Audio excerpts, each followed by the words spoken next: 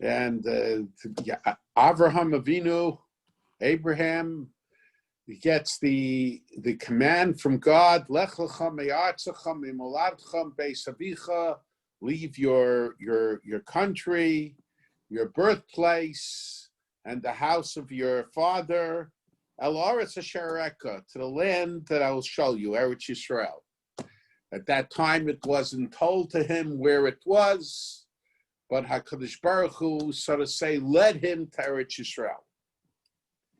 And the question, and then almost immediately, the Torah, after he gets to Eretz Yisrael, by Yirav Baretz, there is a famine in the land.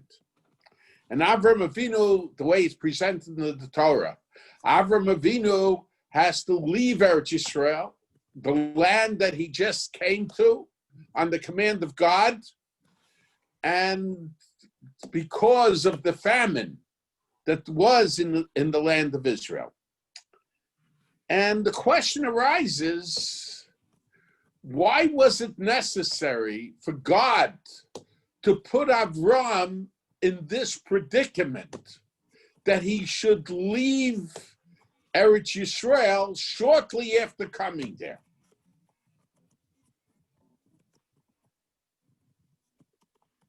Because we know, Ma'aseh similar bonim, everything that happens to our ancestors, and specifically to Avram, Yitzchak, and Yaakov, that's a sign of things to come. There is a lesson to be learned. And we have to understand what is the lesson that is learned from the fact that God commands Avram to go to Eretz Yisrael in order that he should be in a predicament that he has to leave Eretz Yisrael right away. I mean, ultimately he goes back. But why was it that way? And if there had to be a famine, why didn't God command him to go to Eretz Yisrael after the famine? And if the famine was there because Avram just came there, then we have to understand what was the lesson. Why did God manipulate that circumstances should be that way? And I was thinking that perhaps, and this is very important for us today, especially for the Jews of America, it's important for us to know that even in Golus, even in exile, we have to have a relationship with Eretz Yisrael. Avram Avinu, until he came to Eretz Yisrael, did not have any connection to the land. He did not have ancestors that were associated with the land. So perhaps part of the lesson was that he should know he went to Eretz Yisrael in order to leave Eretz Yisrael, in order to emphasize the importance of having a relationship with Eretz Yisrael. It's true, the Ramban has an altogether different approach. And the Ramban feels that Avram Avinu made a mistake, that he should not have left Eretz Yisrael. In a sense, it was a form of a nisayon, a test. And the Ramban even talks in very strong language about what he considers Avram Avinu's mistake. However, many have rejected this Ramban. I'm told that Reb Chaim, and I'm told also that Reb Moshe Feinstein felt that this Ramban was written by a Talmud Torah, was written by a student or somebody who had some association with the Ramban, not by the Ramban himself. I'm not sure if that was their way of saying, to disagree with the Ramban, but out of respect for the Ramban, they did not want to attribute what they considered the mistake to the Ramban. or that they really felt that it was inserted into the parish of the Ramban by somebody else, because they could not assume that the Ramban would have had this attitude regarding Avram Avinu. Now, the truth of the matter is, then the Ramban says that Avram Avinu should have known that HaKadosh Baruch Hu would have performed miracles for him and would have allowed him to stay in Eretz Yisrael. This perhaps the Ramban could be understood with the attitude of the Beis Halevi. The Beis Halevi in Parshas Miketz says that Yosef, explaining the Medrash, Ashrei Botech B'Hashem, Asher Lo Ponel Rahavim, that the Medrash, a very strange Medrash, the Medrash says, who is a Botech B'Hashem? Who is one that has faith in God? That's Avram. And did not turn to Rahavim, which is explained to be to the Egyptians.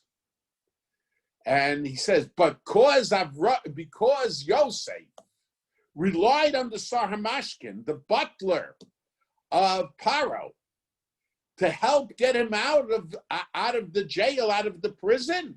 Because of that, he had to spend 2 years extra in prison. So everybody asks the question. On one hand, he says, Ashrei Botech B'Hashem, blessed is the one, or fortunate is the one who puts his trust in God. And then it says, Zeh Yosef, that's Yosef. And because he didn't put his trust in God, he was punished for 2 extra years. So very strange. So the Beis Halevi says that everything has to be understood with whom you're dealing with. In other words, your average person has to do what's called hishtadlus. He can't rely on miracles.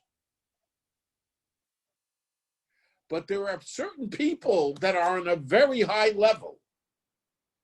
And because they're on a very high level, they can rely on miracles. And Yosef was on that level. And because he didn't rely on miracles, so he was punished for 2 extra years. But obviously, the average person cannot rely on miracles. The average person has to take into account what doctors say, what the situation is. And it seems that the Ramban, I really have a different explanation of that medrash, but the Ramban, I think, followed the approach of the Beis Halevi. And the Ramban felt that Avram Avinu was on that high of a level at that point. Once God appeared to him, once God talked to him, and he said, Lech Lecha me'artzecha me'moladcha beis avicha. And our sages say, I'm sending you to Eretz Yisrael because Eretz Yisrael will be beneficial for you.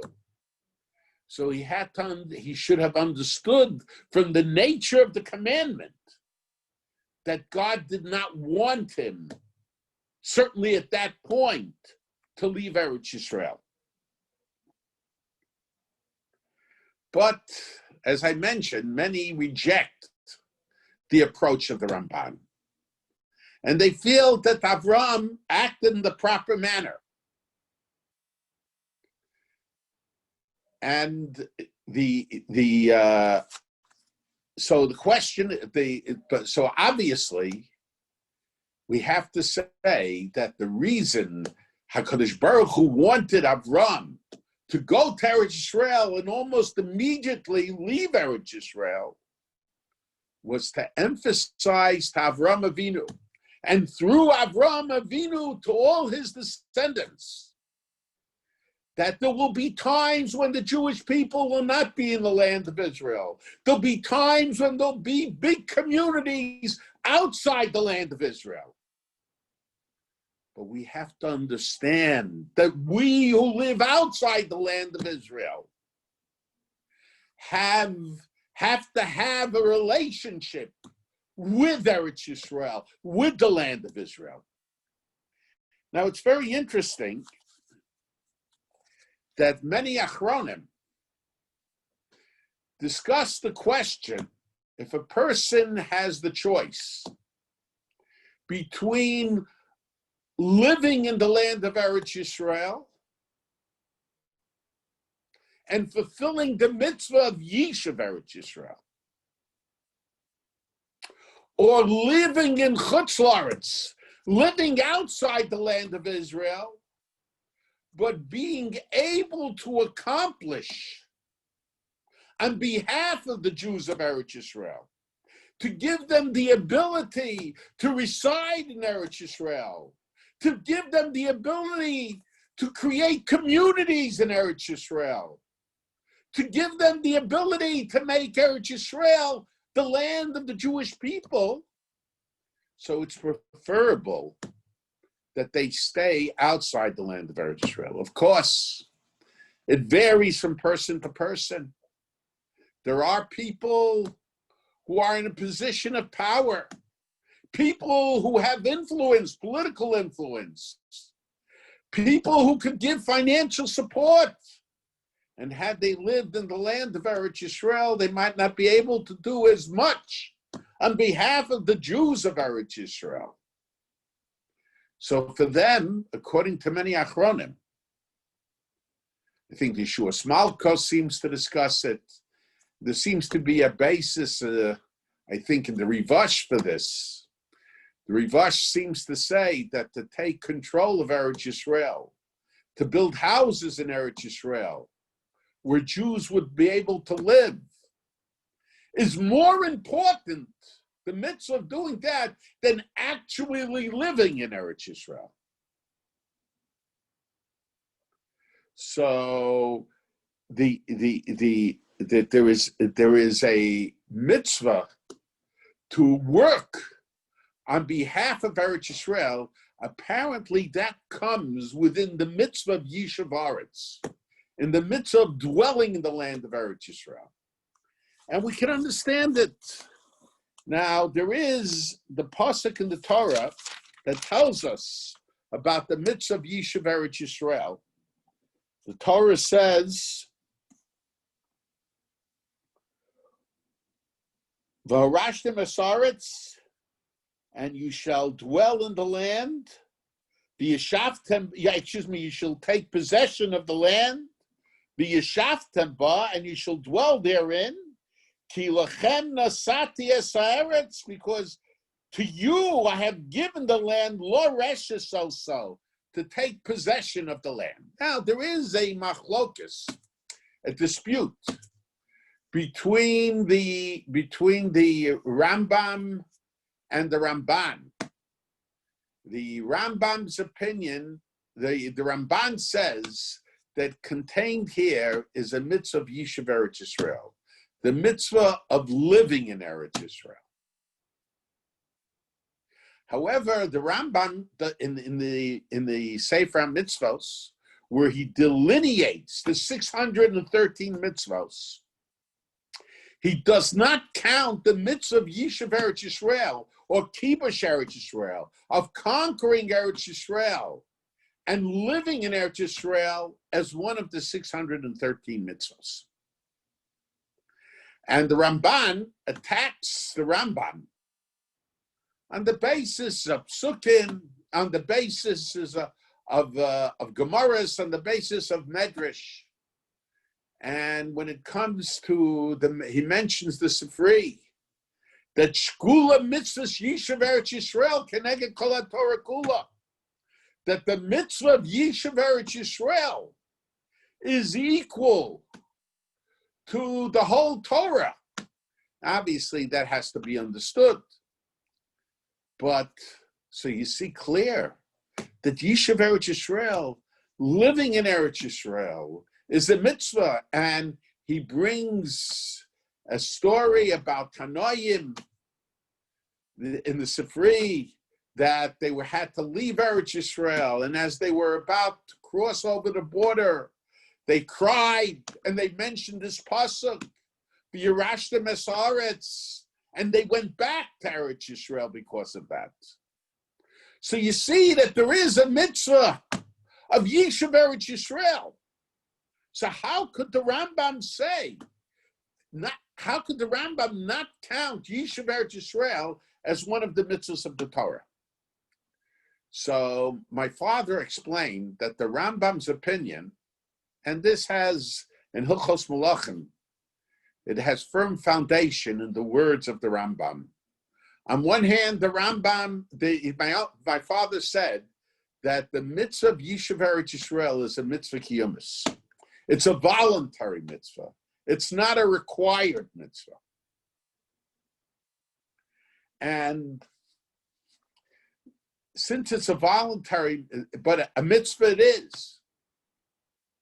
So, and the Rambam says in the Hilchos Malachim that a person is allowed to dwell anywhere in the world except in the land of Egypt.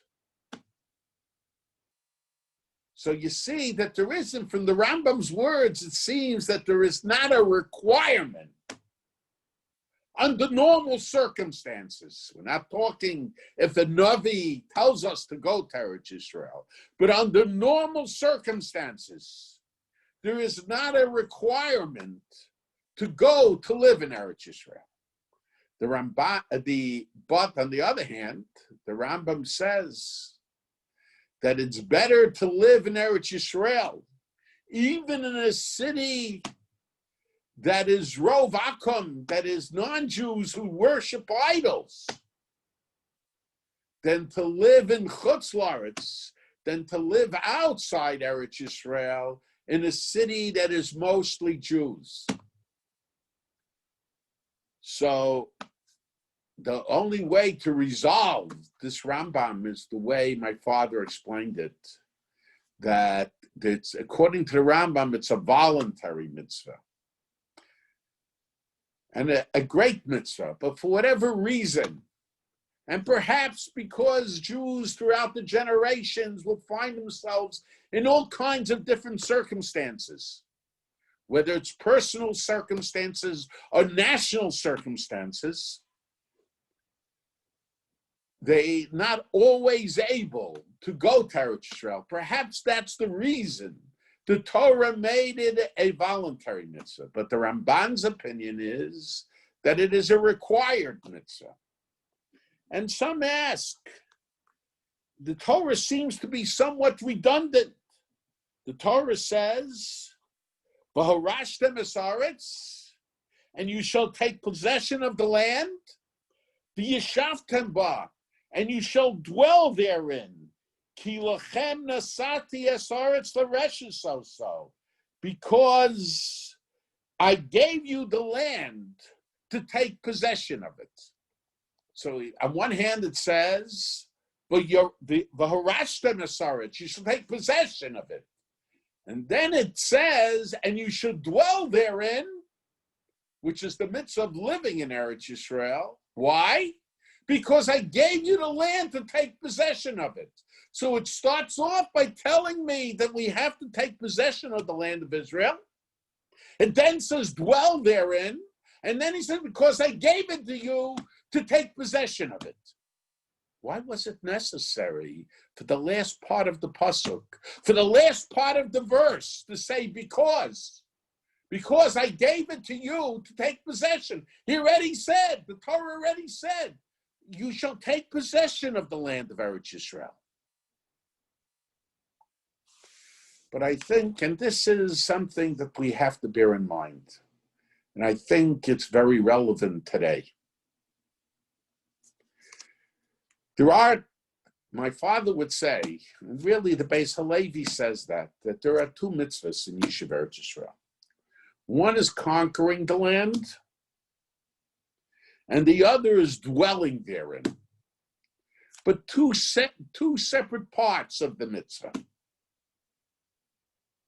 And the Beis Halevi even goes so far as to suggest, my father did not assume that, but the Beis Halevi goes so far as to suggest, because it's two parts of the same mitzvah, so therefore those that are exempt from going to war of conquest of Eretz Yisrael are exempt from the mitzvah of living in Eretz Yisrael. I'm not sure how some of the yeshivas will deal with that. Anyway, but the question, but I want to suggest that the Torah is telling us that besides the mitzvah of living in Eretz Yisrael, dwelling in Eretz Yisrael is part of the act of conquest. The living in Eretz Yisrael contributes to the perpetuation and the continuation of Jewish control of the land of Israel. Do we need better proof? It's not that there weren't Jewish cities that were returned. There were Jewish cities that were returned, that were given. It's not returned. That were given, unfortunately, by some in the Israeli government to those that call themselves Palestinians. But it was much more difficult to give lands that Jews did not reside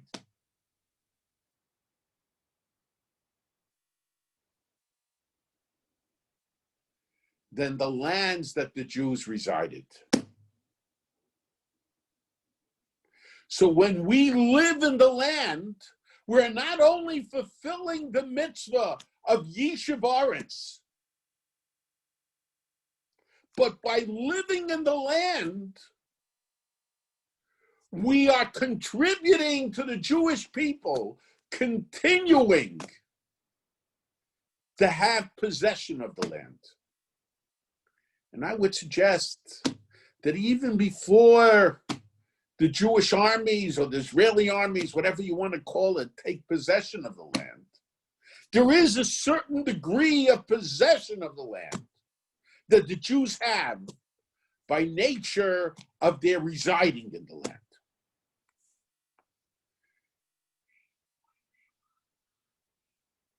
So we could suggest that, I see someone just asked the question, okay, we could suggest that this is the mitzvah of we could suggest that that's the reason why it's considered that someone who lives outside of Eretz Yisrael and can contribute more to the Jewish possession of Eretz Yisrael by living outside Eretz Yisrael is not required to minimize his ability to contribute to Jewish possession of Eretz Yisrael by living in Eretz Yisrael.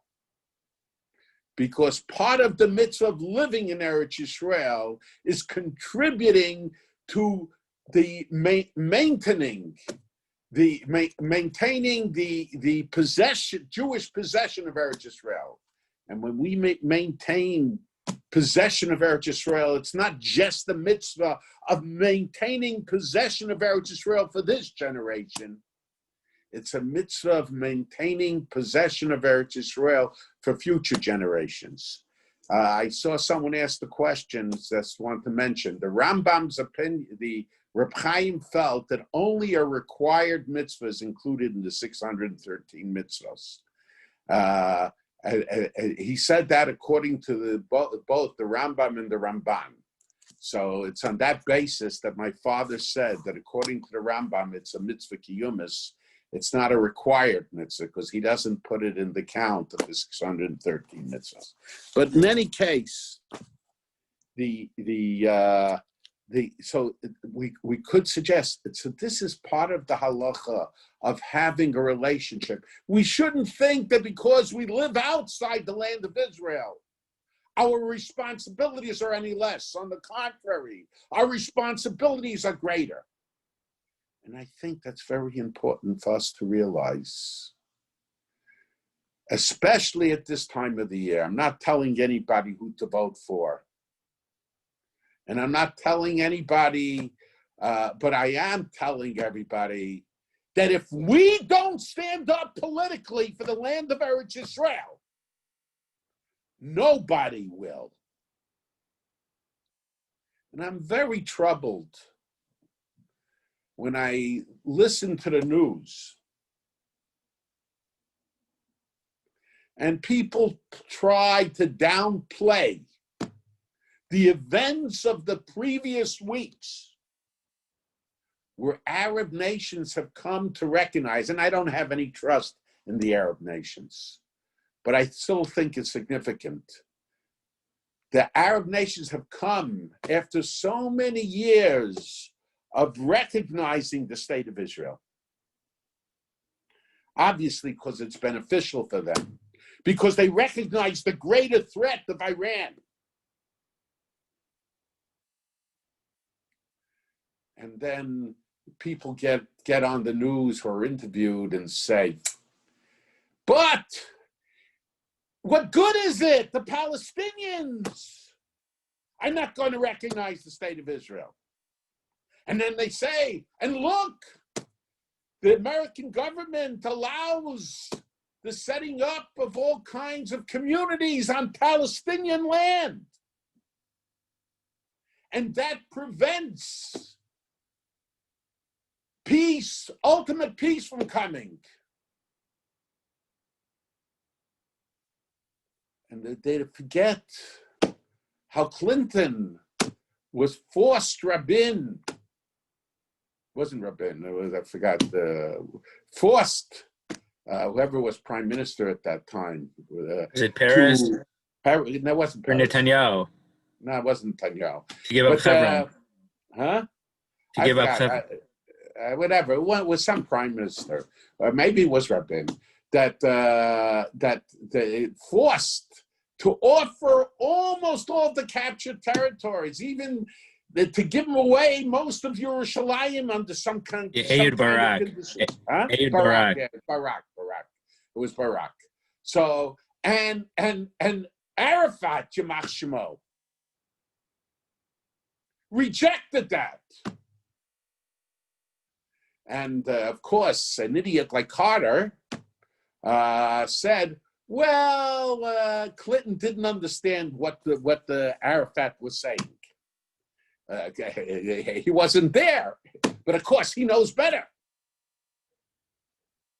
So the question is, there's been so many years since the Six-Day War, and time again, they had so many opportunities. Maybe they like this situation. Maybe they like being the center of attention of the world. Certain Arafat liked that. If his Palestinian state would be established, if his Palestinian state would be established, he wouldn't be invited to the White House every week. And he enjoyed going to the White House.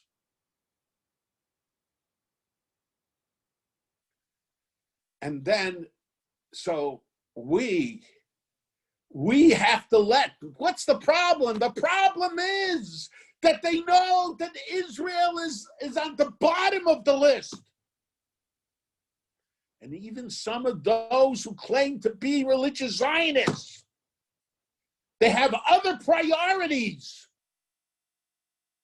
And I'm not sure what those priorities are.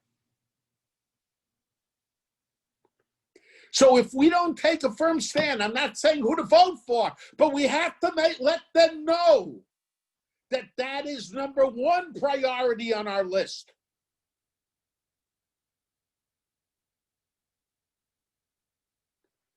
because that's our only heter to be in Chutz La'aretz.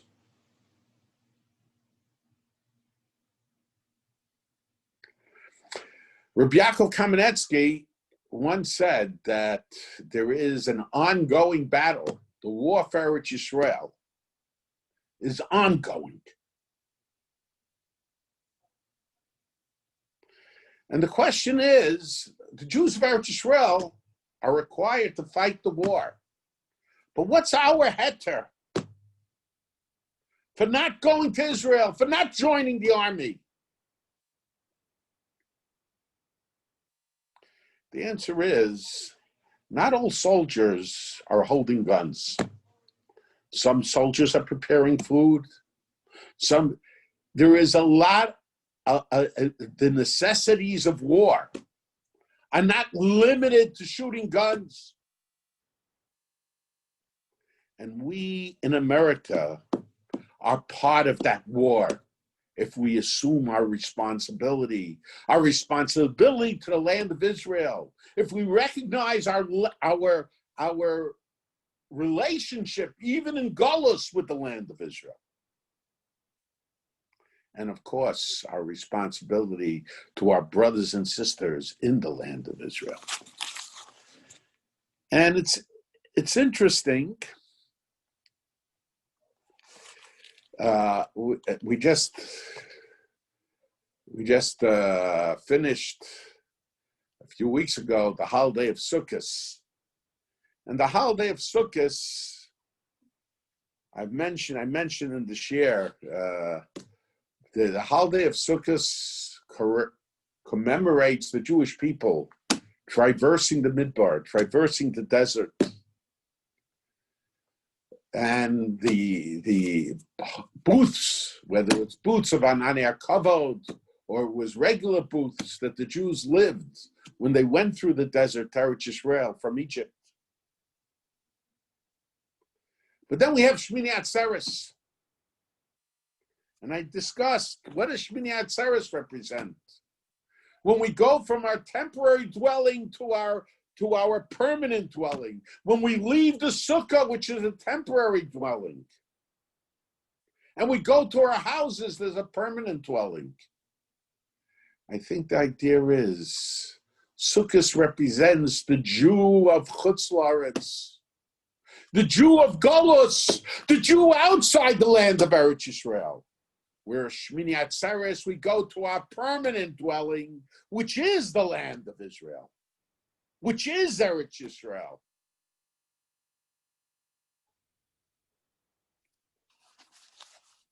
And but it's interesting, on Sukkot, not in Shmini Atzeres, we take the Lulav and Esrog. What does the Lulav and Esrog commemorate? The Lulav and Esrog commemorates the harvest season. The harvest season in Eretz Yisrael. The Rambam in Moreh Nevuchim points out that the Arba Minim, the Lulav, the Esrog, the Adasim, the Aravos, those were things that grew abundantly in the land of Eretz Yisrael. So when do we take that? We take that on Sukkot, when we're commemorating the Jewish people traversing in the Midbar and the desert. We take the 4 minim, which represents the agricultural growth of Eretz Yisrael. Why is it that way? But the answer is, that's to show that even when we're in Chutz La'aretz, even when we're experiencing Golus, at the same time, we have a relationship to Eretz Yisrael, and the Arba Minim represent that relationship that we have with Eretz Yisrael. And it's very interesting, the Torah tells us about Yaakov. When Yaakov left Lavan and he was traveling, Shechem and all these places, and finally comes to Sukkos.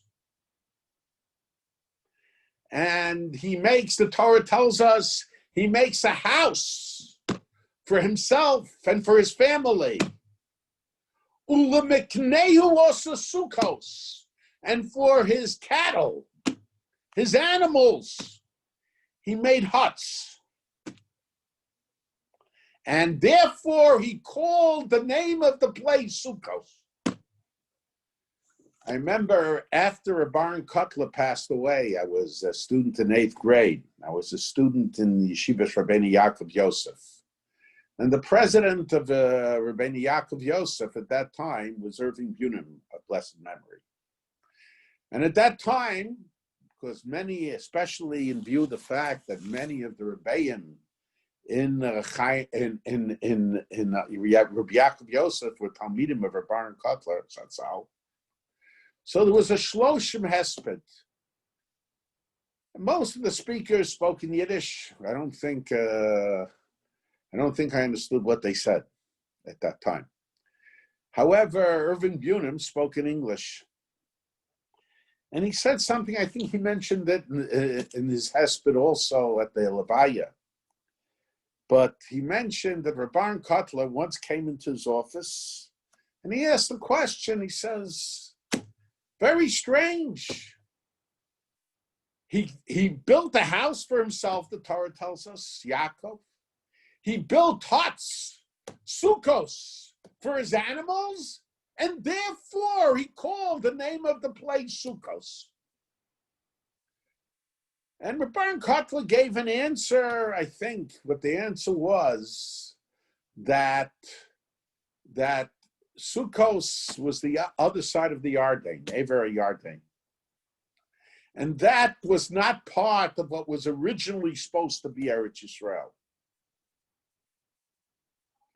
But because the people of Shevet Ruvain and Shevet Gad wanted that land as possession because of their cattle. Maisa Avo Siman Labanim.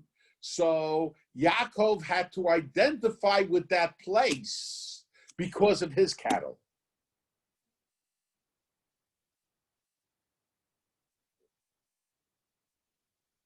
That was the answer that Baron Kotler gave. However, I think there's another possible answer, because at that point, Yaakov, the Ever Yarden was not yet Eretz Yisrael. Avram Avinu, in this week's Sedra, he traversed Eretz Yisrael. And it was given to him. And we have it. We inherited it from Avram Avinu. But Ever Yarden was promised Avram, but was not given to Avram. So at that point, Ever Yarden was not yet Eretz Yisrael. Now he made a house for himself. A house is a permanent dwelling. But a sukkah is a temporary dwelling. He wanted to express, Yaakov wanted to show that in Chutz La'aretz, even though he made a house for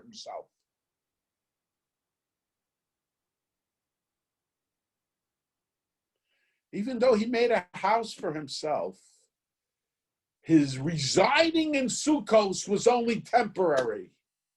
It wasn't like the house that he made for himself. It was like the huts that he made for his cattle.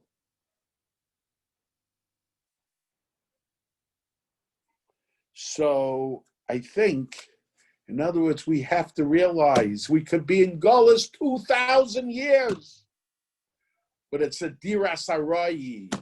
It's a temporary dwelling. And the truth of the matter is, that could be another answer to the original question. The original question was, what was the purpose of Avram going down to Egypt? You see, Avram, when he goes down to Egypt, almost immediately after the whole incident with Sarah, Paro tells Avram, leave. He gives him honor, but leave. We have to understand that Golus, sometimes it's necessary, sometimes we have no choice, but it has to be our temporary dwelling. It's to emphasize the point that our permanent dwelling is Eretz Yisrael. If we take a trip away from our house, but our house is our house. Our house is our home.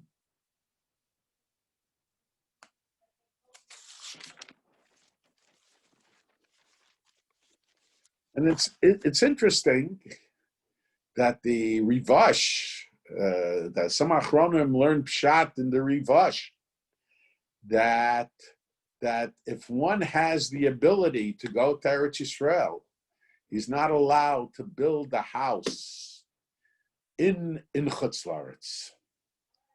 And the Sefer Chassidim, I didn't see it in the Sefer Chassidim, but I remember reading that when the Rashab, I think it was the Rashab, the fifth Lubavitcher Rebbe, when he was building a building for Yeshiva Tomchei Tamimim, which was the Lubavitcher Yeshiva, I think it was the Rashab, and I think it was Yeshiva's Tomchei Tamimim. I might be wrong. Maybe it was for a yeshiva from one of the other groups of Hasidim. So he asked Reb Chaim for a heter to build a building made out of brick, out of stone, because brick and stone represent permanence.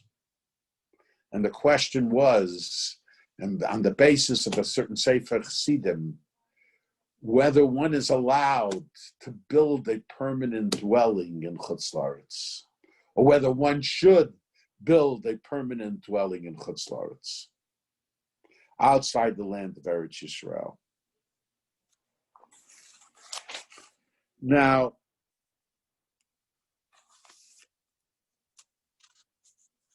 it's very interesting, the same idea, the Baal HaTurim mentions at the beginning of Parshas Lech Lecha that Lech Lecha is mentioned twice in the Torah.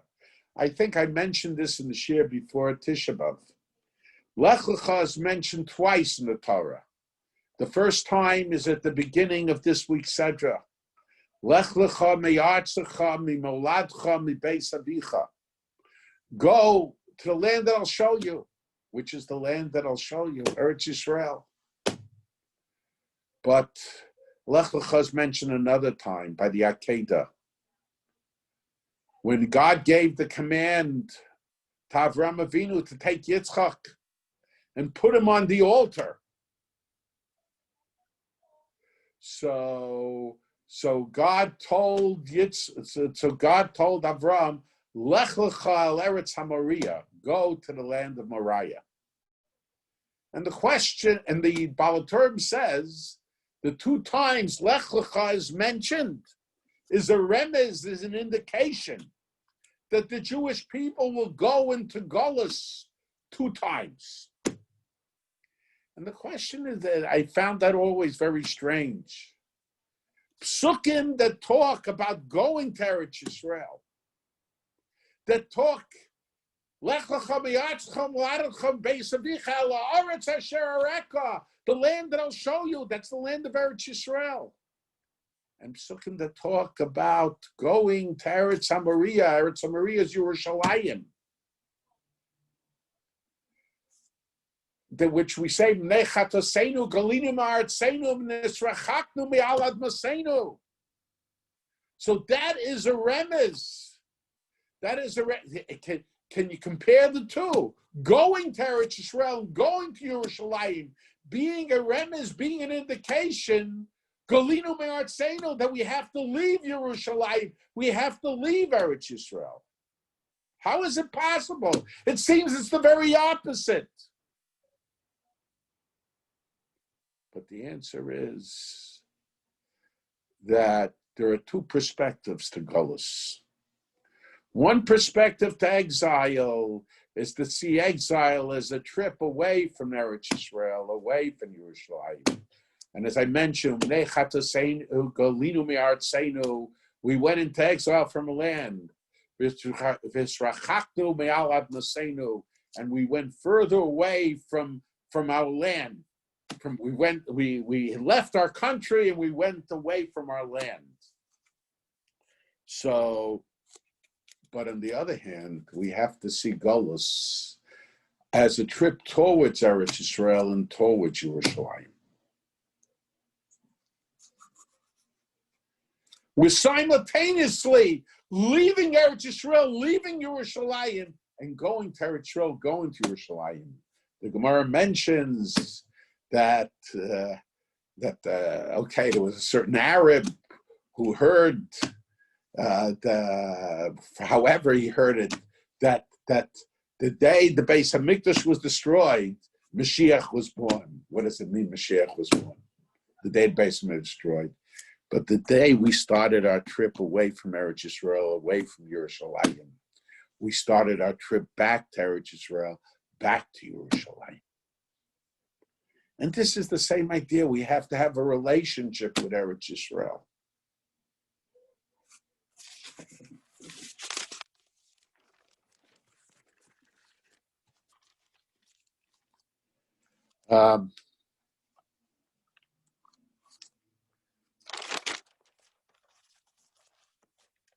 It's very interesting.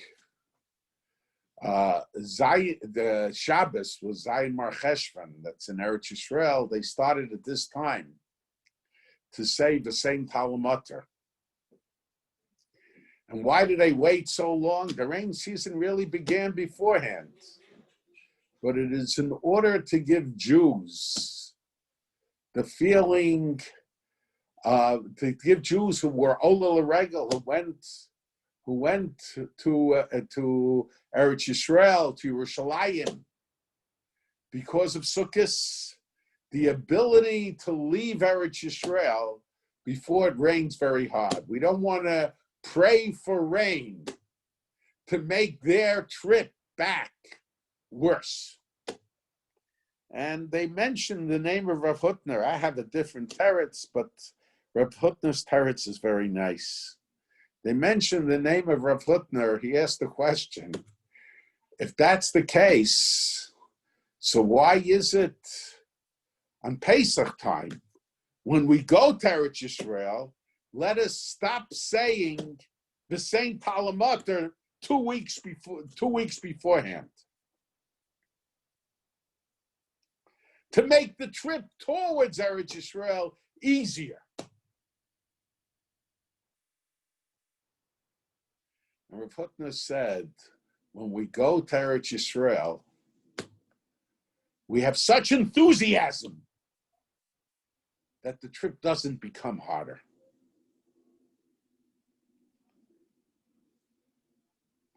But leaving Eretz Yisrael, in a sense, it has to be a feeling of depression. So the trip becomes much harder.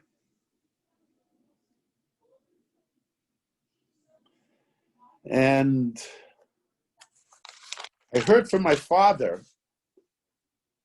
that he heard from his father, from my grandfather.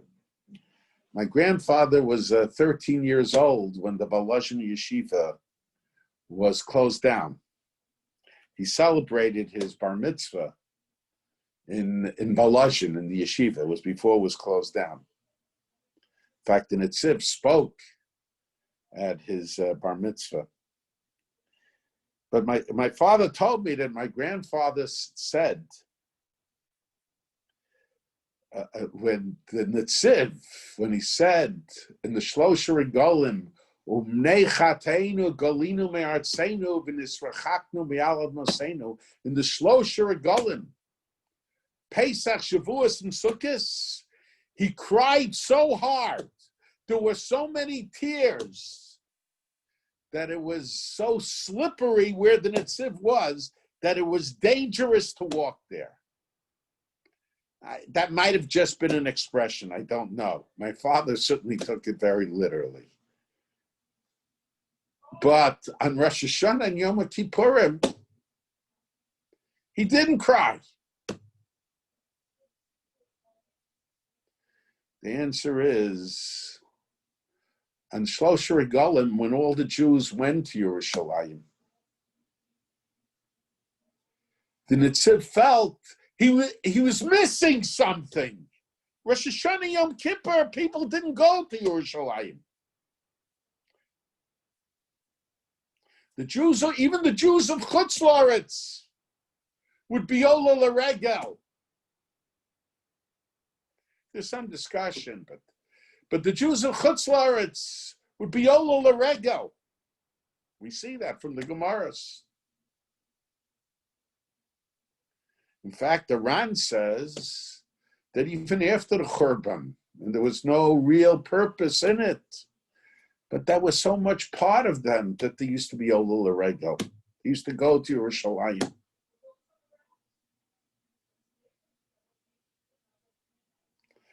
That's how he explains why we still follow the same shitos, the same opinions in regard to when we start saying the same Talmutar.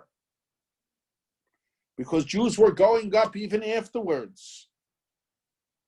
They saw Gullus, there was something missing.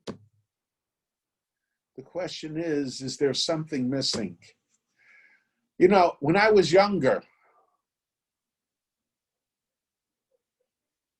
the Jews didn't go. They didn't go visit Eretz Yisrael like we do today.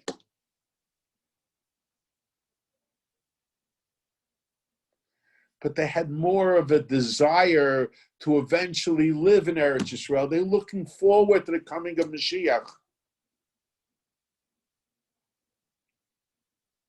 Today, someone has to decide if he's going to go to Florida for a visit or go to Eretz Yisrael for a visit. It's a tourist attraction.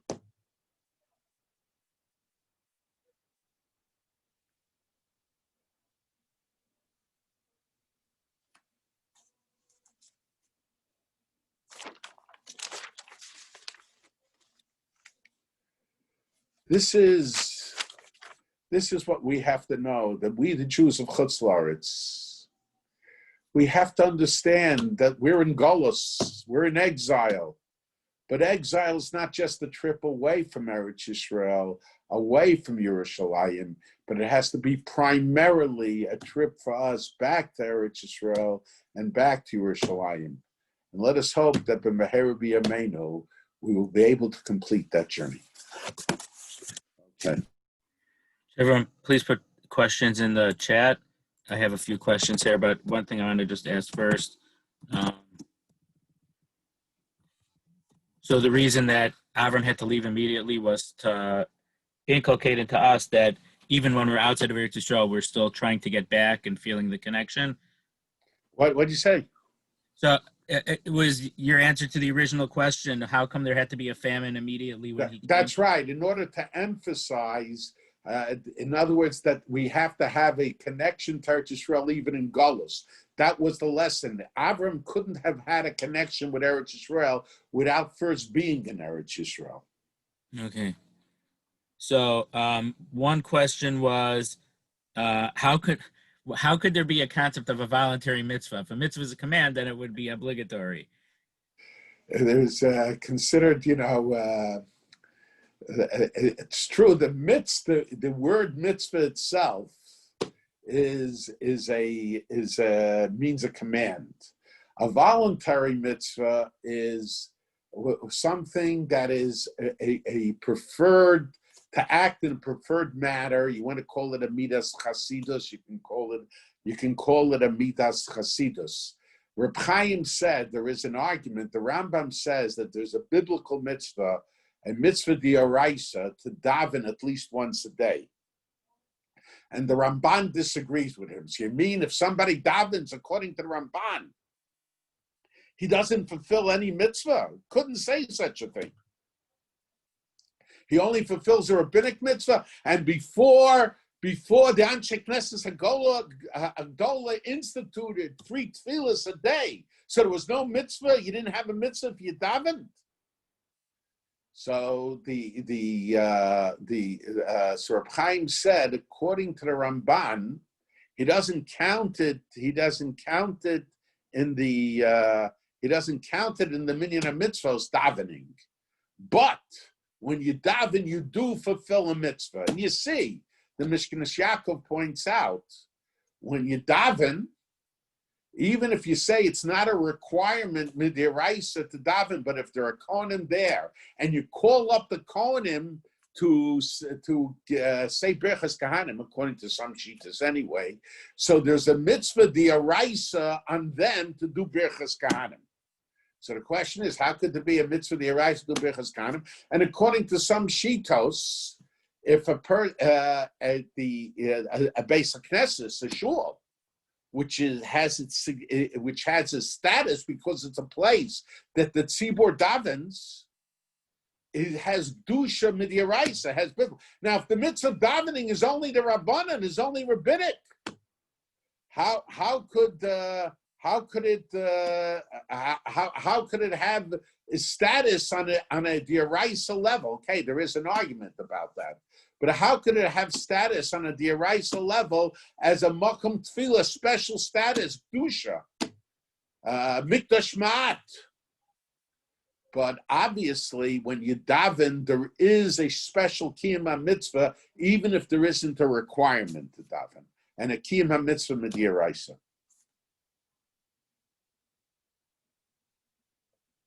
So if Maisa Avos Simon Labanim, what's the impact of our generations like Oslo or the disengagement from Gaza? In other words, my sense is, if as a result of our disengagement, we would be able perhaps to live securely in Eretz Yisrael, and then it's something to be considered. The unfortunate situation is that the more we give away things for nothing, the greater our danger becomes. When Rabin was prime minister and he was giving one thing after another, more bombs, more buses were bombed, more people were killed. So the disengagement could be of significance if it'll contribute to us being able to live in peace. But if we're not able to live in peace, so there's nothing to be gained. And then another question: how, if you can't live in Egypt, how come the Rambam lived in Egypt? Okay, so there was a disagreement between my grandfather and my uncle on that. My grandfather said, and it seems if you study the life of the Rambam, you see it's very clear. At that time, there were people who were trying to accuse the Rambam of what was considered by the civil and religious Muslim authorities of a capital offense. In other words, there were those claiming that the Rambam had accepted, it's not true, of course, but it was a false claim, that the Rambam had adopted Islam as his religion and then left it. And that was considered a capital offense. Now, in Egypt, interestingly, Egypt at that time, even though it was a Muslim country, but Egypt, they had a more liberal approach, especially to the intellectual crowd, the people who they felt that they could benefit from having them among them. So the Rambam was constantly on the run until he came to Egypt. And in Egypt, they tried also, but he was successful in somehow pushing that off.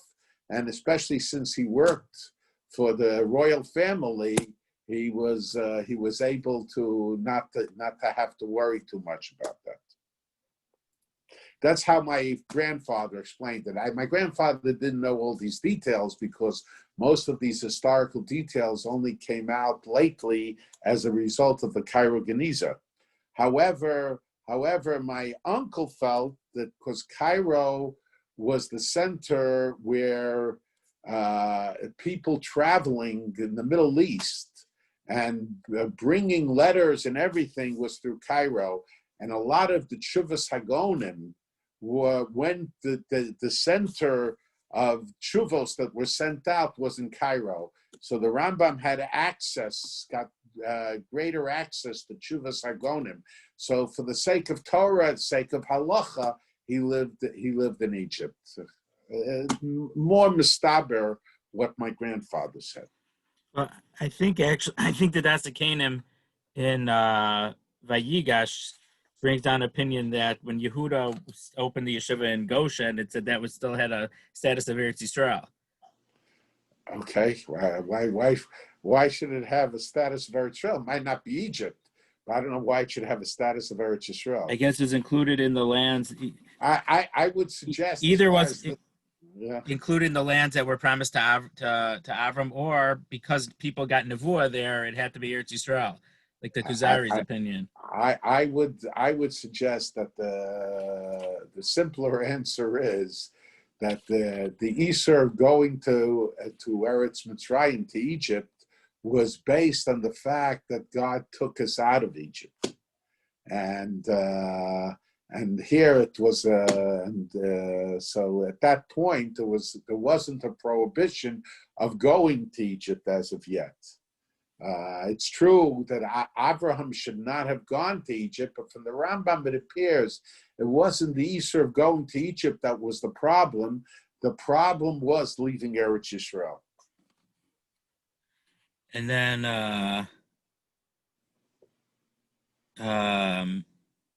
yeah, it was interesting. What was the psak that Reb Chaim gave about building the yeshiva out of bricks? From what I understand, is he gave a heter. Meaning for the yeshiva in Europe to be built. The yeshiva, I mean, I don't know what the reason was, but I would assume that as far as yeshivas are concerned, about houses is a separate question. But as far as yeshivas and shuls are concerned, because the Gemara says, I don't know that we have to take this literally, that us in the future, all the shuls, and I assume the yeshivas, but the medrashim as well, will be taken to Eretz Yisrael. And then someone said it was made out of wood. So one of two things: either this was a different building, or it never happened. That's right. All. It's possible, but that's what I read. What you mentioned about the Ron's opinion that even after the Chorban people were Ola L'Regel, there's a recent tshuva that they found in the Cairo Geniza that the reason that we keep Yantav Sheni was the Jews decided to penalize themselves for not being Ola L'Regel when they had the opportunity. Have you seen that tshuva? No, I didn't. The Yerushalmi says that they did not get. Maybe that's the saying that pshat in the Yerushalmi. Yerushalmi says we have to observe 2 days Yom Tov now because we didn't observe 1 day Yom Tov then. So you could learn that as pshat in that Yerushalmi. Okay, and here we have an off-the-wall question. I'd really prefer not to ask it. Okay. But why? I don't live in Eretz Yisrael. No. But I did find that, within the last 2 years, someone did find that they had a teacher in Israel had her students wrote letters to your uncle, and one of them asked why. Yes, I saw that. I saw the letter. It was many years ago. Right. It was around the time that my aunt passed away. The late 60s, right? Right. It was when the time my aunt passed away, and that was in 1967.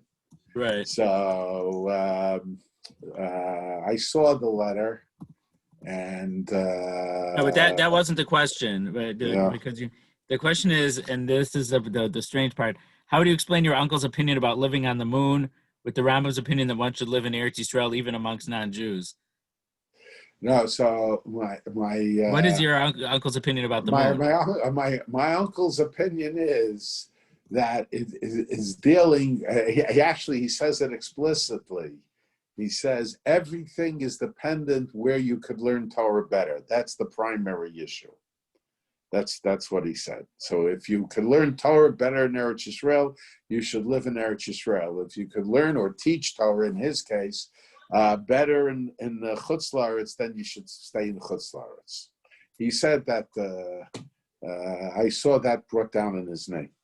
Okay, so I don't have any more questions on the chat here. So thank you all for participating and being here. God willing, next week be 11 o'clock again of new time in Chutz La'aretz.